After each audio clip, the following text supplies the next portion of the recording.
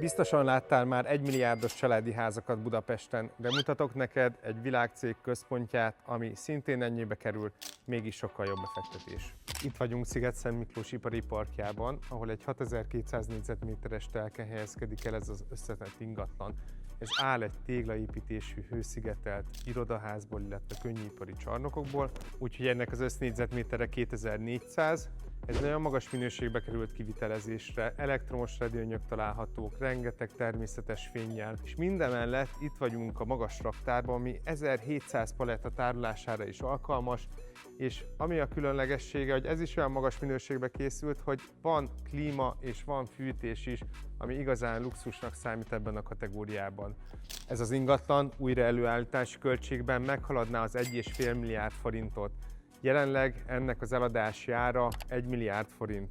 Azt gondolom, az ingatlan összetettségét tekintve ez egy nagyon jó ár és egy kiváló befektetési lehetőség. Ha további információkra vagy kíváncsi, akkor vedd fel velem a kapcsolatot, mindenre választ fogok adni.